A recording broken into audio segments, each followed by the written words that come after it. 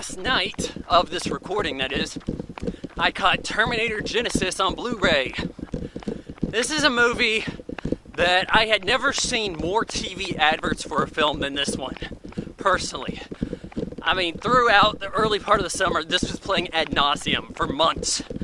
Then eventually, like the week of release, it says PG-13. Before that, this film was not yet rated. And I gotta say that what was so PG-13 about this compared to Mad Max Fury Road? I heard an F-bomb in this. You guys want to act like Mad Max Fury Road brought back or tried to be the classic R-rated action film for adults? Bullshit. I've seen more chaos in a Captain America movie. So this movie gets the PG-13, being just as violent, having at least one curse word that you can't say on TV. Neither of them have nudity. This one gets PG-13. And everybody hates it too. Why is it cool to hate on Terminator Genisys? You know, if you're going to play the kind of reboot card, this actually makes more sense. Because Terminator Genisys is in a franchise that always dealt with time travel. The manipulation of time, knowing what was even going to be in the future, in the case of Salvation, is a crux of these films. It makes more sense to go this route. So, starting off with the review here, this movie has more exposition bombs than anything in the world. Every second is, we need to do this, you gotta do this with the detonator, you're from this and this time, I'm doing this, he came back and did this thing for me. Trying to keep it together here in as simple terms as possible. Kyle Reese, John Connor, in 2029 infiltrate Skynet. Terminator got sent back in the past. John Connor knows what the story is, so he says, okay, Kyle Reese, I gotta send you back to stop this Terminator. Doesn't tell him, hey, I need you to bone my mom. But you gotta protect Sarah Connor, he says. You know, imagine that, like, he didn't say bone my mom, but can you imagine, like, how weird that would be to be like, well, shit, you are my boss's mom, I don't think I should be doing you. But then again, right, well, so he heads to 1984, but as he's doing this, John Connor's kind of like being choke stabbed by the evil doctor from Doctor Who. The one who looks like an old man, but every girl thinks he's dreamy. That guy, I think his name's Matt Smith, never watched the show. So, yeah, we have a British guy playing Skynet, that's who he's revealed to be. Australian playing John Connor, Australian playing Kyle Reese, British dwarf playing the role of Sarah Connor, and of course the Austrian oak as the Terminator Model 101. That was a terrible Arnold impression. I'm running. It's not really conducive to the Arnold impression. So, he heads back, but things are not quite going exactly as they were in the original movie. A cop who tries to stop him is a T-1000, so that's kind of your nod to the second film. Although now he's Korean, and while he's getting away, actually one cop who is there kind of watching this go down, not super pivotal to the plot, but I thought that was fairly interesting. So Sarah Connor shows up, knocks him out of the way with a truck, and Terminator's there. They'd actually already killed this other Terminator that showed up. They're kind of doing this in sequence here. So they killed the nice night for a walk Terminator. And that scene honestly didn't look too bad. As this movie became more finished, they cleaned up the CGI. And they did a fairly faithful job of making these scenes look like the old film.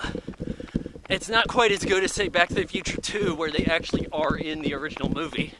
But they're doing what they can, I guess, on considering the rights holders.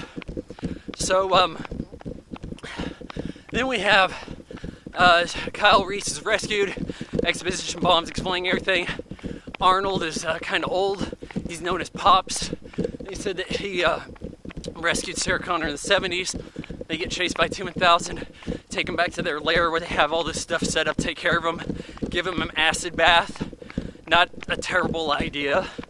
I guess that acid doesn't work as good on the combat chassis of the Terminator, because he's able to hold his hand out there and like pull the T-1000 over it.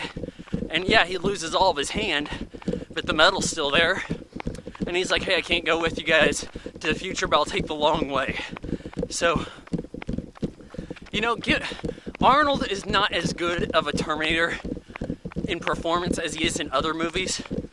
But I get the sense that, you know, this Terminator, he's had his reed chip on longer. Yeah, he's adapting the situation. He's trying to be more human than some of those fresher Terminators of the past. I can give him a little bit of slack there. You know, he's doing the smiling bit. He works in the humor okay. There's even a line late in the movie where he says, yeah, I helped build this place. You were a construction worker until I got laid off. That's what happens to construction workers. They end up going into the future, year 2017. Cops see them kind of appear out of nowhere in the highway, get brought to the hospital, and there's this cop there who's like, hey, I know about this. This is the stuff I told you about years ago. They're time travelers. Yeah, sure, whatever you say, guy. Played by J.K. Simmons, who is pretty good in this movie. Is he ever bad in anything? You know, honestly. So he's a bright spot of the film. He kind of helps him out. John Connor shows up, and they're like, hey, what are you doing here? He's like, oh, hey, I'm actually a Terminator, kind of. You know how the T-1000's liquid metal? Well, this is kind of like sand metal. So sand, microchips, I guess that works out. There's some nonsense about Kyle Reese having seen alternate timelines as he was going through the time displacement device. And he was seeing images told to him, phrases that other people said when he was a kid that he never experienced. And so that's kind of hard to swallow, even by the rules of the Terminator films. But he learns that he's like 12 years old here, but there's this operating system, Genisys, that's basically anything Microsoft and Apple, and it's going to launch soon, and it's actually Skynet. And so they have to stop the launch of Genisys, hence the title Terminator Genisys. Well, then we have a situation that breaks out where we've got a little kid. Kyle Reese has to be led away. John Connor's turned on everybody else. They don't trust him. Everybody makes an escape. There's some helicopter carnage that looks really CGI'd, but not as bad as stuff in Terminator 3 or Terminator Salvation. And really, this is about as good of a Terminator film as could have been made in 2015. There didn't need to be a Terminator film in 2015, but if you're going to make one, this is about what you can do with it. Kind of like the G.I. Joe film, Rise of Cobra. About as good as you can do with that property under the circumstances. And that's the way I'm seeing this film. Well, Pops helps him out and all this stuff. Eventually, he takes a lot of damage, but he has some regenerative properties. You know, they of course explain that his skin ages.